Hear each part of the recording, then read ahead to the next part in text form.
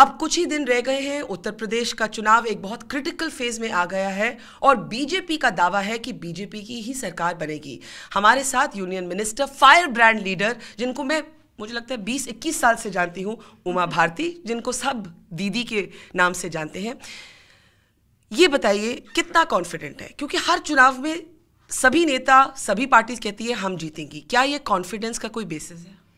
इसका कारण है कि एक तो जिस तरह से अखिलेश को राहुल का हाथ पकड़ना पड़ा, इससे बात क्लियर हो गई कि ये दोनों अपने आप को कमज़ोर महसूस कर रहे हैं। कांग्रेस तो कमज़ोर थी ही, अखिलेश भी। दूसरा, भारत के इतिहास में पहली बार हुआ होगा कि किसी पिता ने खुलेआम अपने पुत्र को डिच किया हो।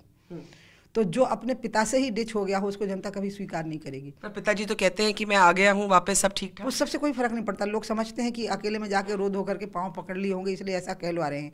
और जब पिता ने खुलेआम ऐसे करके कहा था कि तुमने सिर्फ ये काम किया है, वो चीज़ लोगों को भूल नहीं सकती, लोगों की मेमोरी शॉर्ट नहीं होती है।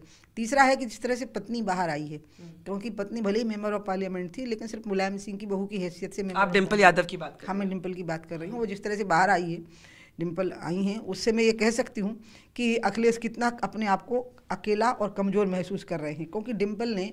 और चौथी चीज़ जो देखने को मिली, ये किसी भी राजनीतिक व्यक्ति के लिए इससे बड़ा पतन की बात नहीं हो सकती कि गायत्री प्रजापति, जिसके लिए वो माँ और बेटी उसके व्यभिचार से पीड़ित होकर सब तरफ दरवाजे दरवाजे ठोकर खा रही हैं, और उसकी कैंपेन करने पहुँच गए अखिलेश। इससे ये साबित ये साबित करते it's a very poor state of mind now. आपने डिम्पल यादव को एक इशू क्यों बनाया है? ये पहली बारी नहीं है जब आप उनको क्रिटिसाइज कर रहे हैं, आपने पहले भी किया है, उनको निशाना बनाया है। उन्होंने भी आपको निशाना बना के बोला कि देखिए, उमा भारती बात करती हैं कि डिम्पल यादव बुलंदशहर की रेप के बारे में क्यों नहीं बात करती, तो उमा भारती जो कच्छ में हादसा हुआ है, गुजरात में हुआ है, उसकी बात क्यों नहीं करती? तो डिम्पल यादव का नाम लेके आप उनको निशाना क्यों बना रहे हैं? बनना पड़ेगा उनको, वो पार्लियामेंट में आ चुकी है, मेंबर ऑफ पार्लियामेंट है वो। अब नहीं वो बच सकती ये कह के कि मैं बहू हूँ, और वो घूंघट डाल के वो कोई बहू के रोल में अब नहीं रह सकती हैं। अब उनको जवाब देना पड़ेगा। कैंपेन कर रही हैं वो। बिल्कुल उनने सही कहा है, गुजरात में होते हैं रेप के केस, मध्य प्रदेश में होते हैं, लेकिन हम फास्ट ट्रैक कोर्ट लगाते हैं, फांसी होती है उनको या आजीवन कारावास। देखिए, अभी जुवेनाइल एक्ट आने के बाद पहला मध्य प्रदेश स्टेट है जिसने कि दोनों को आजीवन कारावास दे दिया है। यहाँ पर नहीं होता। यहाँ तो आपके पति उनका चुनाव प्रचार करने के लिए पहुँच जाते हैं। ये अंतर है, ये अंतर हम बता रहे हैं। हम घटनाओं का अंतर नहीं बता रहे, घटनाओं के प्रति सरकार का जो रिएक्शन है उसका डिफरेंस बता रहे हैं कि एक आपका पति है जो व्यभिचारी का प्रचार करने पहुंच गया, एक हम है जो व्यभिचारियों को फांसी देते। आप प्रजापति की बात कर रहे हैं? हाँ, वो कहते हैं हमने स्टेज नहीं शेयर किया गायत्री प्रजापति के साथ। आप कैंपेन के लिए गए कि नहीं उनकी? क्या बात करते हैं आप? स्टेज इसलिए शेयर नहीं किया क्योंकि पुलिस पकड़ के ले गई होती या पब्लिक ने पत्थर मारे होते गायत्री को वहां देखते ही? क्या बात करते हैं? ऐसी बातें नहीं करनी चाहिए। तो डिम्पल यादव ने जिस तरह से आपको भी टारगेट किया, आपको भी क्रिटिसाइज किया, आप क्या कहेंगे उनके बारे में? उनको करने दीजिए मुझे टारगेट, मुझे कोई दिक्कत नहीं। मैं पॉलिटिक्स में हूँ, उन्हें मुझसे बातें करनी चाहिए, लेकिन उनको इसके लिए रेडी रहना चाहिए। शी इज़ नॉट द कोई bride any more, she is a politician, a member of parliament. और अब उनको टच मी नॉट नहीं होना होगा। अब उनको तैयार रहना होगा इन बातों के लिए कि उत्तर प्रदेश की महिलाएं उनसे सवाल करेंगी। बुलंदशहर की गैंग रेप पीड़ित लड़कियां भी सवाल करेंगी कि हमारे अपराधियों की जमानत कैसे हो गई, राज्य सरकार ने ऑब्जेक्शन क्यों नहीं किया, क्योंकि आपके हस्बैंड यहाँ के चीफ मिनिस्टर हैं। उनने मुझसे सवाल किए हैं, यस, गुजरात और मध्य प्रदेश में भी ऐसी घटनाएं होती हैं, लेकिन हम उनका चुनाव प्रचार नहीं करते, उनको फांसी देते हैं। तो क्या ये माना जाए, आपने कहा she is not a coy bride anymore, क्या ये माना जाए कि आप उनको अब एक सीरियस पॉलिटिशियन के रूप में देखने के लिए तैयार हैं? सीरियस पॉलिटिशियन हम उनको तब मानेंगे जब वो ऐसी घटनाओं पे अपना रिएक्शन देंगी। अभी तो एक पॉलिटिशियन है वो, हम वो इतना बड़ा इशू भी नहीं कि बरखा हम और आप उनके बारे में इतनी देर तक बात करें। मैं ये चाहती हूँ कि वो इस बात को सीख लें कि राज्यों में हमारे यहाँ घटनाएं होती हैं, लेकिन हम उनको सज़ा सुनाते हैं, उनके प्रचार नहीं करते हैं। दूसरा, हम अगर होते, उनके परिवार की मैं सदस्य भी होती, मैं अखिलेश की दीदी भी होती, बहन भी होती, तो मैं निश्चित रूप से अखिलेश को कहती कि आप गायत्री प्रजापति का चुनाव प्रचार करने मत जाइए, और मैं बुलंदशहर की गैंग रेप के जो अपराधी थे उनकी मैं जमानत ना होने देती। अच्छा, बड़ी बात करते हैं, जो गंगा की बात है, आपके मिनिस्ट्री के अंडर भी आता है और आपके दिल के करीब भी ये इशू है, लेकिन ये एक राजनीतिक मुद्दा बन गया है। राहुल गांधी ने कहा है कि प्रधानमंत्री ने माँ गंगा के साथ एक डील स्ट्राइक की, ये उन्होंने एक लफ्ज़ इस्तेमाल किया। उन्होंने बात की कि गुजराती आते हैं यहाँ गंगा को साफ करने। आप ये जो गंगा जिस तरह से पोलिटिसाइज हो गया है उसके बारे में और राहुल के बयान के बारे में क्या कहेंगे? राहुल बहुत ही छोटे दिमाग के आदमी हैं। छोटे दिमाग? हाँ, छोटे दिमाग के, मैं इसी शब्द का प्रयोग करूंगी कि Rahul, and you stand by these word, छोटे दिमाग? हाँ, राहुल बहुत छोटे दिमाग के आदमी हैं। वो एक बहुत बड़ी पार्टी के नेता हैं, वो अपनी पार्टी के वाइस प्रेसिडेंट हैं, वो प्रेसिडेंट भी हो सकते हैं। उनकी माँ का दिमाग उनसे बड़ा है। एक बार मैं उनकी माँ से गंगा की बात कर रही थी तो उनकी माँ भावुक हो गई थी। राहुल को ये समझ नहीं है कि गंगा को पूरा संसार अपनी माँ कहता है। बनारस में पैदा हुए जो लोग हैं वो गौरवशाली हैं कि वो गंगा के किनारे पैदा हुए, लेकिन गंगा को माँ कहने का अधिकार पूरे विश्व की बिरादरी को है। जब ब्रिटिश हाई कमिश्नर मुझे मिलने आए, जब मैं मिनिस्टर हो गई थी, तो उनने माँ गंगा कह के ही मुझसे बात शुरू करी। राहुल को समझ नहीं, इतना दिमाग छोटा रखना, इतने बड़े पद पे, इतनी बड़ी पार्टी, कितने बड़े नेता का इतना छोटा दिमाग और इतनी ना समझी उन्हें अच्छा नहीं। मैं सोनिया जी को कहूँगी कि थोड़ा कहीं कोर्स के लिए भेजें कि किस विषय पर किस प्रकार से बात करनी। दूसरा जो उन्होंने, आप कह रहे हैं सोनिया जी को, राहुल जी को एक कोर्स के लिए भेजना चाहिए। किस राहुल को भेजें, किस तरह का कोर्स? कि बड़ी जगह पे बड़ा दिमाग रखना पड़ता है। और दूसरा ये तो सोनिया गांधी को एक तरह से कॉम्प्लीमेंट तो दे रही है। मैं सोनिया जी के प्रति कुछ कभी कहना नहीं चाहती, क्योंकि वो देखिए इस कैंपेन में भाग नहीं ले रही, उनकी तबीयत भी ठीक नहीं है। मैं उनके प्रति बहुत सिंपैथी रखती हूँ, लेकिन मेरी इच्छा ये जरूर है, मैं बरखा आपके माध्यम से मैं राहुल को इनवाइट कर रही हूँ, वो यहाँ बनारस में मेरे साथ गंगा किनारे चलें। एनओसी हमको उत्तर प्रदेश में राहुल को मैं दिखाऊंगी कि हमको अखिलेश ने नहीं दी, काम जान के नहीं दी। आप ये एलिगेशन हमारे पास कागज में लिखित में, वो गंगा के दुश्मन के साथ खड़े हुए हैं। वो गंगा के दुश्मन के साथ खड़े होकर के गंगा पे क्वेश्चन कर रहे हैं मुझसे। और आप कह रहे हैं अखिलेश यादव गंगा के दुश्मन है? हाँ, अखिलेश यादव गंगा के दुश्मन है। किस बेसिस पे आप? इस बेसिस पे कह रहे हैं क्योंकि राज्य की सरकार ने हमको एनओसी जारी नहीं की, और गंगा के किनारे के डीएम लोगों को चिट्ठी गई राज्य सरकार की कि नमामि गंगे कार्यक्रम में भाग नहीं लेना है। ये डीएम को गई और वो कागज मेरे पास में है, कोड ऑफ कंडक्ट है, इसलिए मैं आपको उसको प्रस्तुत नहीं कर सकती हूँ, लेकिन आप उसको निकलवा सकती हूँ, वो आपको वेबसाइट पर। एक बात। दूसरा, मैं राहुल को कहूँगी कि वो मेरे साथ गंगा किनारे चलें आज शाम को। गंगा साफ हैं, पहले की तुलना में गंगा के घाट बनारस के बहुत अच्छे हैं। और आपको याद होगा बोलिए आप एनडीटीवी थी तो आप कोई बात नहीं, आप नहीं हो, लेकिन आप बोल सकती हैं। आपको याद होगा कि मैंने कहा था 2016 में हम फेज 1 शुरू करेंगे और 2018 में उसके रिजल्ट आएंगे, 2018 में हम फेज 2 शुरू करेंगे। मेरे साथ वो अभी चलें। 4 राज्यों में फेज 1 शुरू हो गया, यूपी में एनओसी नहीं मिल पाई, इसलिए दिक्कत आई। पार्लियामेंट में कहा है मैंने, ये मुलायम सिंह को कहा है, मुलायम सिंह ने मुझे हाथ जोड़े और ये कहा कि हाँ हम एनओसी दिलवाएंगे। उनको क्या पता था लड़का उन्हीं को एनओसी नहीं देगा तो हमें कहाँ से एनओसी मिलेगी गंगा पे। और 2018 में मैं राहुल को इनवाइट, पहले तो मेरा उनसे ये कहना है कि वो भाग ना जाएं। मुझे जो डर लग रहा है कि जैसे ही रिजल्ट आएगा उनको बैंकॉक, थाईलैंड कहीं ना कहीं भाग जाना है। आप कह रहे हैं राहुल गांधी चुनाव के बाद भाग जाएंगे? और मुझे ये भी लगता है कि अखिलेश के कपड़े फाड़ के भागेंगे। देखिए, कपड़े फाड़ के? हाँ, क्योंकि उमा जी आप अपनी वो पुरानी राजनीति कर रहे हैं, ये colourful language and dramatic comments. No it's not dramatic. मुझे राहुल ने मजबूर किया है, जैसे उन्हें जिस तरह की उन्होंने घटिया बातें प्रधानमंत्री जी के बारे में कही हैं, गंगा के बारे में जिस तरह से बोला है कि गुजराती आ गए, उनको बिल्कुल ना समझ आदमी है। उनको ये समझ नहीं है कि गंगा पूरे विश्व की माँ है। गंगा का इतना अपमान किया है, उन्हें मजाक बनाया है गंगा का, वो ड्रामेटिक हो गए, थिएट्रिक हो गए बिल्कुल। और इसलिए मुझे राहुल को 60-60 में समाचरित हमारे शास्त्रों में कहा गया है, ऐसे लोगों को इन्हीं की भाषा में जवाब देना होगा मुझे। इसलिए आप कह रहे हैं कि राहुल भाग जाएंगे और अखिलेश कपड़े फाड़ कर भाग जाएंगे? क्यों? फाड़ने की आदत है ना राहुल की। ऑर्डिनेंस की बात कर रहे हैं, जो पुरानी ऑर्डिनेंस जब मनमोहन सिंह प्रधानमंत्री। आप भूल गए 2012 में इनने समाजवादी पार्टी का घोषणा पत्र भी फाड़ दिया था, स्टेज पर ही फाड़ दिया था, और अपनी फटी हुई बाह भी फाड़ गई, क्योंकि इनकी बाह का कुर्ता कौन फाड़ेगा मुझे बताइए, इनके कुर्ते की बाह कौन फाड़ेगा?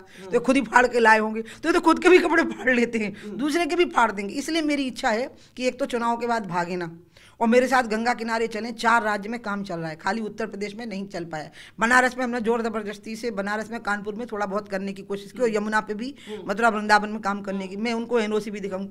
तीसरा, 2018 में मैं इन्वाइट करती हूँ कि जो मैंने दावा किया, आपको याद होगा बरखा, वो 2018 का किया। 2018 में राहुल मेरे साथ बनारस में आए। अगर गंगा पे काम दिख गया तो उन्हें गंगा में कूदना पड़ेगा, और नहीं दिखा तो मैं गंगा में कूद जाऊंगी। 2018 की डेडलाइन? आप डेडलाइन अक्टूबर। अगर कोई गंगा में कूदे, अगर गंगा पे काम दिखा तो राहुल को कूदना, और गंगा मैया की कसम राहुल को कि वो इसके लिए तैयार रहे, क्योंकि उनने प्रधानमंत्री को कसम दिलाई ना। प्रधानमंत्री को चैलेंज किया, पहले वो उनकी हैसियत ही नहीं है प्रधानमंत्री को चैलेंज कर, पहले मुझे चैलेंज करें। लेकिन जो एक नेशनल ग्रीन ट्राइब्यूनल की एक क्रिटिसिज्म आई कि गंगा का क्लीन अप जिस तरह पेस पे हो रहा है वो नहीं हो रहा, एक ड्रॉप ऑफ वाटर उन्होंने वर्ड यूज किया, हैज नॉट बीन क्लीन। आपने कमेटी बिठाई उसके बाद, वो तो अखिलेश यादव ने क्रिटिसाइज नहीं किया, वो तो राहुल गांधी ने नहीं किया। तो एनजीटी का, नेशनल ग्रीन ट्राइब्यूनल का जो क्रिटिसिज्म है उस पर आप क्या बोलें? मैं बिल्कुल उनकी बात बिल्कुल इत्तेफाक रखती हूँ, उनका बिल्कुल कहना सही है। उनकी क्रिटिसिज्म से एग्री करती हूं? मैं बिल्कुल एग्री करती हूँ। जिस प्रकार से कोर्ट हमसे काम चाहता है, हो सकता है उनके मन के मुताबिक काम नहीं हुआ हो, लेकिन वो कर रहे हैं 29 साल की समीक्षा। आप इसको हमेशा ध्यान में रखिए। एनजीटी और सुप्रीम कोर्ट में जो पिटीशन चल रही है वो पिटीशन ही कम से कम 15-20 साल से सुप्रीम कोर्ट में चल रही है। इसलिए वो जो समीक्षा कर रहे हैं वो शुरू होती है, जो गंगा का कार्यक्रम हुआ था गैप 1 गंगा एक्शन प्लान, ये शुरू हुआ था 1985 में। तो जब वो 1985 से लेके अभी तक की समीक्षा करते हैं तो बिल्कुल उचित करते हैं, सही करते हैं, सही कमेंट करते हैं। लेकिन अभी हमने जो गंगा की स्कीम बनाई है, जब हम उसका प्रेजेंटेशन हमने सुप्रीम कोर्ट के ऑर्डर पर उनके सामने किया तो उन्होंने कहा कि बिल्कुल सही है, पूरी होलसमनेस के साथ है। वर्ल्ड बैंक के हेड जब यहाँ आए, उनको जब हमने गंगा का प्रेजेंटेशन हमारे अधिकारियों ने किया तो पूरे अधिकारियों के सामने कह करके गए, आई एम सॉरी कि मुझे वर्ल्ड बैंक के हेड को कोट करना पड़ रहा है, नहीं तो हमें किसी के सर्टिफिकेट की जरूरत नहीं थी, लेकिन आपने कहा तो मेरी मजबूरी है। वो कह के गए कि दुनिया की पहली नदी है जो इतनी होलसमनेस के साथ प्लान हो रही है। लेकिन हम एनजीटी से भी 2018 में जो रिमार्क आएगा उसको हम अपने किए हुए पर रिमार्क मानेंगे। अभी जो एनजीटी के रिमार्क हैं वो 1985 वो पुराने हैं, पुराने नहीं, उससे लेके अभी तक जो चल रहा है उसके ऊपर उनका रिमार्क है। अच्छा, जहां तक गंगा की बात है, एक अखिलेश यादव ने भी गंगा को इन्वोक किया और उन्होंने कहा, मैं गंगा की कसम खाता हूं कि जो प्रधानमंत्री ने एक एलिगेशन लगाया कि बिजली एक अलग तरीके से जाती है, दिवाली और ईद की बात हुई, रमज़ान और होली की बात हुई, कब्रिस्तान और शमशान की बात हुई, ये अखिलेश यादव ने कहा कि मैं गंगा की कसम खाता हूं कि ये सब झूठ है। प्रधानमंत्री ने ये जो कमेंट्स किए, ये क्यों किए? इसलिए क्योंकि आप विकास की प्रक्रिया में भेदभाव नहीं कर सकते। पर क्या ये भेदभाव हो रहा है? इसका क्या कोई ठोस सबूत? हाँ, मेरे पास है, अखिलेश मेरे साथ चले। गांव में बिजलियां काट दी गई, जो समाजवादी पार्टी को ज़्यादा वोट देने वाले गांव थे उनकी बिजली बनी रही। जिन गांव में समाजवादी पार्टी को वोट नहीं मिले थे उन गाँव की बिजलियां काट दी गई। मुआवजा वितरण में भेदभाव किया गया, समाजवादी पार्टी के परिवार के लोग सूखा पीड़ित हैं यानी उनको मुआवजा मिल गए, जो दूसरे विपक्षी लोग थे वो सूखा पीड़ित थे या अतिवृष्टि दोनों हो जाते हैं यहाँ पीड़ित थे, उनको मुआवजे नहीं मिले। जाति का भेद हुआ, धर्म का भेद हुआ, विकास में इन्होंने भेद किया। हम जरूर कहेंगे, खुल करके कहेंगे, ठोक करके कहेंगे। पर ये आप कह रहे हैं धर्म के बेसिस पे भेदभाव हुआ? हाँ, धर्म के बेसिस पे भी हुआ। अब कब्रिस्तान और शमशान की जो बात, रमजान और दीपावली और दशहरे की बात, वो तो अखिलेश यादव ने फिगर्स रिलीज किए और उन्होंने कहा कि मेरे फिगर्स दिखाते हैं कि दिवाली में बल्कि ज्यादा पावर आउटपुट गया। नहीं, गलत बोलते हैं वो। ये उनकी ऑफिशियल रिलीज, मैं दूसरी ऑफिशियल रिलीज निकलवा के दे दूंगी कल। तो you stand by prime ministers comments और आप ये नहीं मानते कि ये एक तरह से पोलराइज करने की कोशिश? नहीं, हमारे प्राइम मिनिस्टर बिल्कुल पोलराइज करने की कोशिश इसलिए नहीं कर रहे हैं क्योंकि जब पाकिस्तान में बाढ़ आई थी तो हमने खुद कहा था, ऑफर किया था कि हम आपका सहयोग करने को तैयार हैं। तो हम धर्म के आधार पर अगर भेदभाव करते होते तो क्या हम ये बात कहते? प्राइम मिनिस्टर ने जितनी लोकप्रियता मुस्लिम कंट्रीज़ में प्राप्त की है वो आपको खुद पता है, वो अपने आप में एक rarest of the rare example है। इसलिए मैं अखिलेश को कहूँगी कि विकास की बात करना है तो ठीक से करो और जवाब दो कि गोमती रिवर फ्रंट में इतना बड़ा घोटाला क्यों हुआ। काम हुआ सिर्फ भूमाफिया को फायदा पहुंचाने के लिए, क्योंकि नदी पे काम ही नहीं हुआ। एक्सप्रेस वे की कीमत डबल हो गई, कैसे हो गई वो? मुझे तो लगता है कि चुनाव के बाद जब जांच बैठेगी बहुत लोग को जेल की हवा खानी पड़ेगी। ऐसी विकास में भ्रष्टाचार हुआ और विकास में भेदभाव हुआ धर्म और जाति का। कब्रिस्तान और शमशान जैसी बातें क्या की जानी चाहिए एक चुनाव? हाँ, की जानी चाहिए। अगर वो क्यों? अगर विकास की बात है तो इसमें ये धर्म को क्या लाना? तो अगर आप धर्म के आधार पर भेदभाव करेंगे तो क्यों नहीं वो आधार बनेगा? आपने मुझसे राम मंदिर पर सवाल किया, मैं करने वाली। हाँ, लोग राम मंदिर पर सवाल करते हैं तो इसका मतलब है ना कि धर्म के आधार पर बातें होती हैं। तो जब धर्म के आधार पर जज्बातों की, क्योंकि राम मंदिर तो जज्बाती मामला था, तो डेवलपमेंट की बात क्यों नहीं होगी फिर? अच्छा, ये बताइए मुझे कि आप क्या मानती हैं कि इस चुनाव में सबसे बड़ा मुद्दा क्या है? क्योंकि अगर आप कहते हैं विकास तो अखिलेश यादव भी कहते हैं भाई मैंने विकास किया, मैंने एक्सप्रेसवे बनाया, मैंने गोमती रिवर फ्रंट को क्लीन अप किया। वो कहते हैं कि कोई भी एक्सप्रेस पे हो जाए तो वो सिर्फ मेरे लिए ही वोट देगा। विकास में भ्रष्टाचार संलग्न रहा, विकास में भेदभाव संलग्न रहा और इसलिए यहाँ के मुख्य मुद्दे हैं भ्रष्टाचार और अपराध, क्राइम। और क्राइम जो मैं आपको फिर कहूँगी कि ऐसा नहीं है कि मध्य प्रदेश, छत्तीसगढ़, राजस्थान और गुजरात में, लेकिन हम क्रिमिनल्स पे तुरंत एक्शन लेते हैं। ये फ़र्क लोगों को मालूम है और यहाँ क्रिमिनल्स को प्रोटेक्ट किया जाता है। यहाँ थाने के अंदर ही क्रिमिनल्स को बिठा के कॉफ़ी और चाय पिलाते हैं दरोगा, और गरीब आदमी जब जाएगा तो उसको मिलने का समय भी नहीं मिलता है एसपी और डीएम का। ये चीज़ें इतनी विजिबल हैं और इतनी क्लियर हैं कि यहाँ के मुख्य मुद्दे हो गए हैं भ्रष्टाचार और अपराध। बस यह है कि विकास की वो जो बात है वो उसमें भी ये चीज़ बीच में आ गई है। और जिस तरह से बयान जैसे योगी आदित्यनाथ से आए हैं कि भाई उन्होंने वेस्टर्न यूपी में कहा कैराना कश्मीर हो गया है, और एक दूसरे कोई बीजेपी के नेता है उन्होंने कहा भाई मुसलमानों के लिए यहाँ कोई जगह नहीं है। साक्षी महाराज, आप लोग, आपकी पार्टी में भी तो ऐसे लोग हैं जो अजीब अजीब बातें करते हैं। आप लोग पूछा मत करो ना फिर उन लोगों से, अब जब आप पूछोगे तो जवाब देंगे। अब देखना अभी आप मुझसे अयोध्या पे पूछने ही वाली हैं। नहीं तो अयोध्या में पूछा इसका, पर आप जो जवाब देगी वो आपकी रिस्पॉन्सिबिलिटी है, सवाल पूछना मेरा काम हाँ है। तो फिर उनकी रिस्पॉन्सिबिलिटी है तो आप उन्हीं से पूछिए, मुझसे क्यों पूछती हैं? पर आप अग्री करती हैं जिस तरह की भाषा कई लोग आपकी पार्टी में मैं इस पे कोई टिप्पणी नहीं करूंगी, क्योंकि मुझे ये नहीं पता है कि उनको क्वेश्चन क्या किया गया था। क्योंकि कई बार आदमी क्वेश्चन के बाद, जैसे मैं राहुल और अखिलेश के प्रति कुछ नहीं कहना चाहती थी, लेकिन जिस तरह से उनने प्रधानमंत्री और गंगा का दुरुपयोग किया, गंगा का अपमान किया, गंगा की बेइज्जती की, हर बात में माँ गंगा की कसम खाओ, तो मैं इन दोनों को कहूँगी कि तुम चलो गंगा के किनारे और मेरे सामने कसम खाओ कि तुमने एक्सप्रेस वे में भ्रष्टाचार किया कि नहीं, तुमने गोमती रिवर फ्रंट में भ्रष्टाचार किया कि नहीं, तुमने मुआवजे वितरण में और कब्रिस्तान और शमशान में धर्म के नाम पे भेदभाव किया कि नहीं। और मैं राहुल से पूछूंगी कि तुम्हें इतनी समझ है भी कि नहीं कि गंगा के लिए गुजरात नहीं बल्कि पूरा संसार गंगा का, ये तो मैं माँ गंगा की कसम इनसे कबाऊंगी। अच्छा, आपने राम मंदिर की आपने एंटिसिपेट किया कि मैं पूछूंगी, और मैं इसलिए पूछूंगी क्योंकि अब मैं उस तरह की एक वो कहते हैं ना, हम लोग अब बूढ़े हो चुके हैं, हम इतनी सालों से ये जर्नलिज्म कर रहे हैं कि कुछ चीज़ें हमें याद है जो बच्चों को याद नहीं रहती। और मुझे याद है एक तस्वीर ब्लैक एंड वाइट में, a very young Uma Bharti and Murli Manohar Joshi, आपको याद होगा? नहीं, वो रंगीन है, रंगीन है। हाँ, वो जिस तरह से प्रिंट वो छपती है, वो प्रिंट ही है तो वो ब्लैक एंड वाइट ही छपती ब्लैक एंड वाइट, उसका कलर कॉपी। हाँ, वो तो आप मेरे पास नहीं है, लेकिन वो कलर, उन दोनों कलर फोटोग्राफी आ चुकी थी। अच्छा, तो हम 91 की और अयोध्या की बात कर रहे हैं, और सवाल उठता है कि क्या ये मुद्दा अब खत्म हो चुका है। और इसलिए पूछ रही हूँ क्योंकि भाषणों में भी कोई इतनी ज्यादा बात बीजेपी के नेता अब राम मंदिर की नहीं करते। आप लोगों को सवाल पूछने का पूरा अधिकार है, लेकिन दिक्कत यह है कि हम चुनाव के आगे और पीछे भी बोलते हैं इस पे, आप उसको दिखाते नहीं। चुनाव में उसको दिखाते हो, सवाल करते हो और फिर हमें कहते ओ देखो इन्हें राम मंदिर को इशू बना दो, ओ ये हो गया। ऐसे मत करो, फिर सवाल पूछा है तो हम जवाब देंगे ना। 400 साल से आंदोलन चला, 500 साल से बल्कि ज़्यादा चला, 400 साल से, क्योंकि अकबर ने डिस्प्यूट को सॉर्ट आउट करवा दिया था। अकबर के बाद फिर औरंगजेब ने बिगाड़ा उसको, और उसके बाद अंग्रेजों ने उसको थोड़ा और बिगाड़ दिया। ये डिस्प्यूट में लाखों लोगों की जान गई। डिस्प्यूट क्या था कि रामलला वहाँ पैदा हुए कि नहीं, वो कहते थे ये राम जन्मभूमि नहीं है। लेकिन जो जजमेंट आया 2012 में, वो आया कि बीच का टॉम रामलला का है। अब जो फैसला होना है वो ये होना है कि ज़मीन किसकी है, डिस्प्यूट ऑफ लैंड है। डिस्प्यूट ऑफ लैंड का जो नेचर होता है उसमें कोर्ट ये मानता है कि आउट ऑफ कोर्ट सेटलमेंट भी हो सकता है, दोनों पक्ष जाके कह सकते हैं कोर्ट को कि हमने सुलझा लिया। तो अब मामला ये रह गया है, और इस मामले को जैसे सोमनाथ का समाधान हुआ हम उस तरीके से इसका कर सकते हैं। इसलिए जो आपको लगता है, क्योंकि डिस्प्यूट ऑफ लैंड में आप आंदोलन की कोई भूमिका नहीं थी, डिस्प्यूट ऑफ लैंड की आंदोलन की भूमिका इसमें थी कि वहाँ राम पैदा हुए थे कि नहीं हुए थे, ये हमारा अपमान था। जैसे राहुल और अखिलेश ने अभी गंगा का अपमान किया, हर बात में गंगा की कसम खाओ, तुम गुजरात से कैसे आ गए, ये जो गंगा का अपमान किया, गंगा को एक जगह की बताने की कोशिश की, ये जो छोटापन और हल्कापन दिखाया। इसी प्रकार से अब राम मंदिर का मसला रह गया है सिर्फ ये कि ज़मीन किसकी है।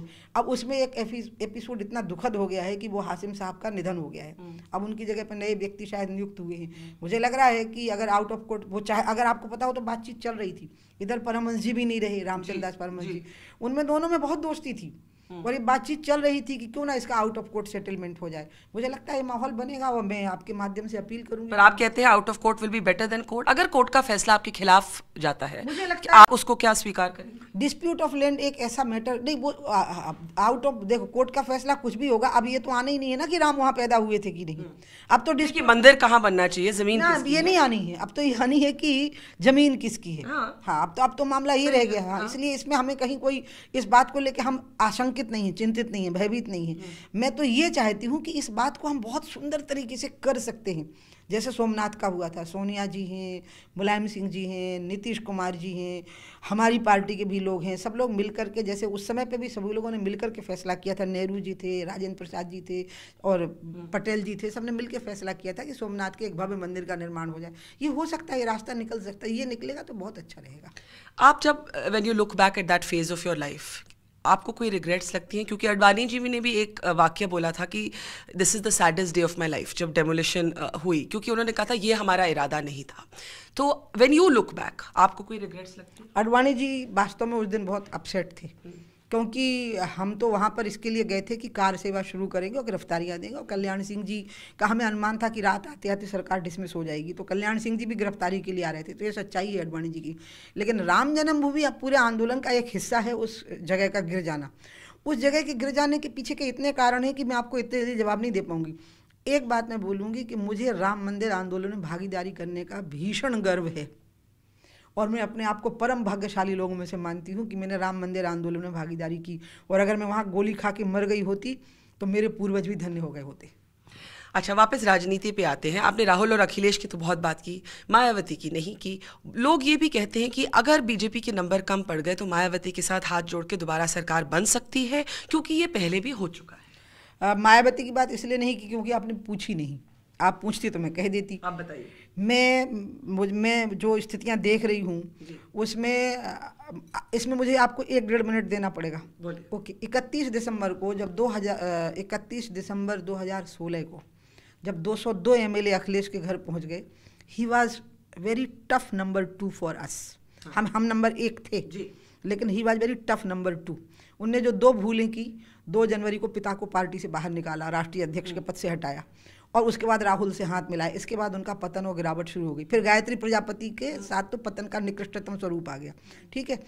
इस बीच में जो मायावती जी की जो स्थिति बनती गई, तो मायावती जी के साथ में जो वोटर था, वो वोटर जैसे ही उसने हमारी लहर आते देखी, वो हमारे साथ होता गया। और मोदी जी का एक अति पिछड़ी पार्टी का होना और अपने दम पे प्रचंड बहुमत प्राप्त करके प्रधानमंत्री बन जाना, उसमें स्थिति ये हो गई है कि मायावती इस लायक बचेंगी ही नहीं कि हमें तो क्या किसी और को भी उनकी ज़रूरत पड़े, और उनकी स्थिति सबसे विकट होने वाली है।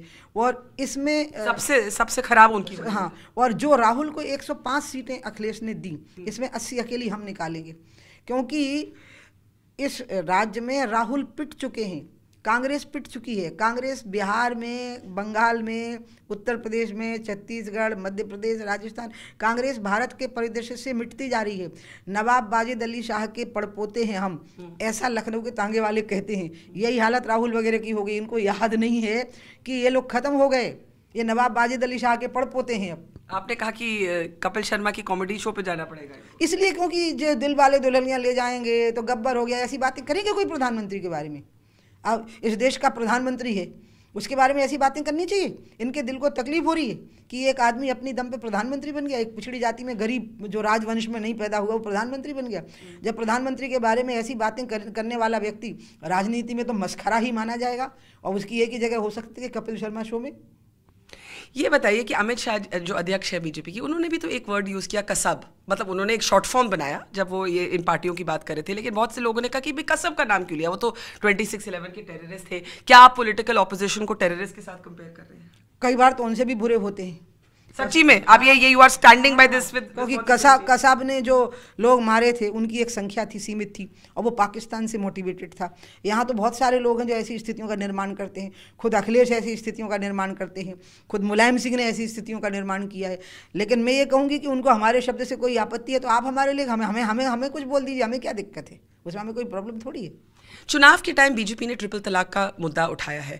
मैं उनमें से हूं जो मानती हूं कि ये ट्रिपल तलाक जो है ये बंद होना चाहिए, ये बिल्कुल गलत बात है। और बहुत सी मुस्लिम औरतें हैं जिन्होंने ये रिफॉर्म मूवमेंट शुरू की है, लेकिन बहुत से लोगों ने कहा कि क्योंकि बीजेपी ने चुनाव के टाइम पे उसको उठाया है, ये एक पॉलिटिकल इशू बन गया है। इस्लाम एक फेथ है और तलाक शादी से जुड़ा है। शादी एक कॉन्ट्रैक्ट है, उसका फेथ से संबंध नहीं, धर्म से संबंध नहीं। पति पत्नी जब चाहें तब इस कॉन्ट्रैक्ट को तोड़ सकते हैं। इसलिए एक तो ये रिलीजन से जुड़ा हुआ मुद्दा बिल्कुल नहीं है, ये पूरी तरह से समाज से जुड़ा हुआ मुद्दा है, मुस्लिम समाज से, सोसाइटी से, जिसकी 50% महिलाएं हैं। उन महिलाओं के जीवन से, उनके सम्मान से जुड़ा हुआ मुद्दा। ये चुनाव से जुड़ा हुआ बिल्कुल नहीं, चुनाव से बहुत पहले शुरू हुआ, हमने शुरू नहीं किया, कोर्ट ने सरकार की राय मांगी, ये है पूरी बात। प्रधानमंत्री ने खुद हाथ जोड़ करके विनती करी और ये कहा कि प्लीज़ अभी चुनाव के समय पे राजनीति इस पर मत करिए, उन्होंने खुद कहा है। अब जब आप लोग पूछेंगे तो हमें बोलना पड़ेगा, और हम आपको ब्लेम नहीं कर रहे हैं ना, आपको पूछना चाहिए। और मैं बल्कि चाहूँगी कि इस पर डिबेट हो, क्योंकि भारत एक ऐसा देश है जिसने रिफॉर्म्स लाए हैं डिबेट के जरिए। आदि शंकर लाए, बुद्ध लाए, महावीर लाए, गुरु नानक देव लाए, दयानंद लाए, केशव चंद्र सेन लाए, राजा राम मोहन लाए। हमारा देश ही रिफॉर्मेटिव है, we are a reformative society. इसमें डिबेट से कभी, हाँ, हिंसा से, हत्या से, अब्यूज से परहेज करिए। जैसे वो गुरमेहर कौर ने कुछ बोला तो उसको रेप की धमकी देना गलत, अरे भयंकर। मैं तो कहती हूँ कि मेरी पकड़ में आ जाए तो 2-4 हाथ तो पहले मैं छोड़ दूंगी। लेकिन तो आप कहते हैं कि वेदर और not you agree with Gurmehar Kaur, जिस तरह से उनको धमकियां दी गई वो बिल्कुल, हाँ, लेकिन वो एबीवीपी के एक्टिविस्ट है कि नहीं? पहले ये तो पता लगाइए। आपने सीधे एबीवीपी का नाम ले दिया। दारा सिंह के बारे में कहा बजरंग दल का है। आपको याद है फादरी की जो हत्या हुई थी, बाद में वो कांग्रेस का आदमी निकला, वो हमारा कोई कनेक्शन ही नहीं निकला। सीधे एबीवीपी पे हमला बोल देना। बेचारी गुरमोहर तो मासूम लड़की अलग हो गई, अपनी बात कह करके अलग हो गई। लेकिन उसके बाद में जो एबीवीपी पे हमला हुआ वो ये कह के एबीवीपी के एक्टिविस्ट हैं। अगर वो एक्टिविस्ट एबीवीपी के हैं तो आने तो दीजिए बात पहले सामने। लेकिन जो उन्होंने किया, जिसने भी वो धमकी दी, बहुत गलत किया। लेकिन मैं अब आपको ये कहूँगी कि जावेद अख्तर ने जो रिमार्क किए, फिर तो बबीता फोकट भी बोलेगी ना, फ्रीडम ऑफ एक्सप्रेशन आप कैसे कन्फाइंड नहीं है, आप सिलेक्टिव नहीं हो सकते। फिर आपको हाँ फ्रीडम, जावेद अख्तर ने जो बोला कि जो लिटरेट नहीं है वो कैसे उनसे तो उम्मीद थी, लेकिन लिटरेट लोगों हाँ ऐसे नहीं हो सकता। आप अब्यूजिव नहीं हो सकते, आप वायलेंट नहीं हो सकते, हिंसक नहीं होना, गालियाँ नहीं देना, लेकिन फ्रीडम ऑफ एक्सप्रेशन तो रहेगी ना, अपना बात कहने का अधिकार रहेगा ना, हर एक को अपनी बात कहने का अधिकार रहेगा। इसलिए मैं बहुत अच्छा रहा आपने बात मुझसे कही। गुरमेहर को अलग करिए, एक लड़की है, उसने अपनी एक राय दी है। आप बताइए उस लड़की की राय क्या है? यही है ना कि वॉर ने उसने बस यही कहा कि शांति होनी चाहिए, उसका कहने का मतलब तो यही था। प्रधानमंत्री ने भी ये बात कही ना, हमारे प्रधानमंत्री ने, जब वो प्रधानमंत्री नहीं थे तो ये बात सार्वजनिक तौर पर कई सभाओं में कही कि हम आपस में क्यों लड़ रहे हैं, हम मिलकर के भूखमरी, बेरोजगारी और हम भ्रष्टाचार से क्यों नहीं लड़ते। बात वो नहीं है। उसके बाद जो एबीवीपी पे हमला हुआ, उसमें मुझे लग रहा है कि ये वामपंथियों ने प्लान अटैक किया है, और उसका कारण मैं आपको एबीवीपी ने भी तो हंसा की रामजस कॉलेज पे।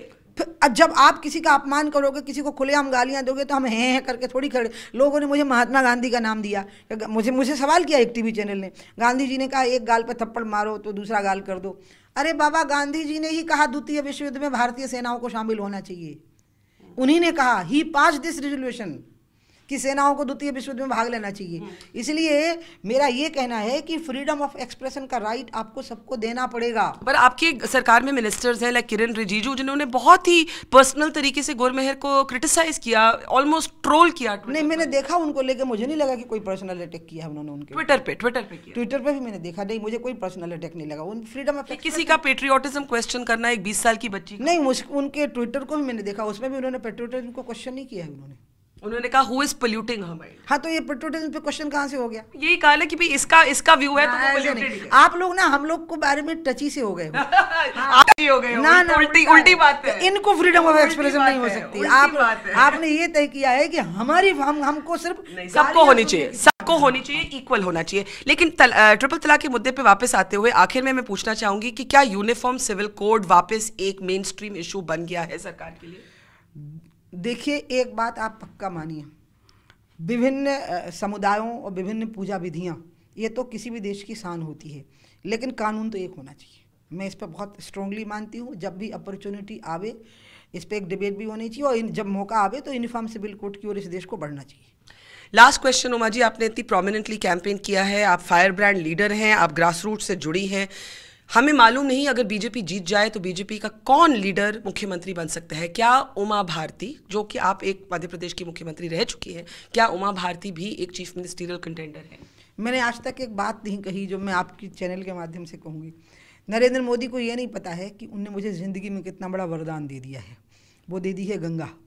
गंगा 50 करोड़ लोगों की आजीविका का आधार है।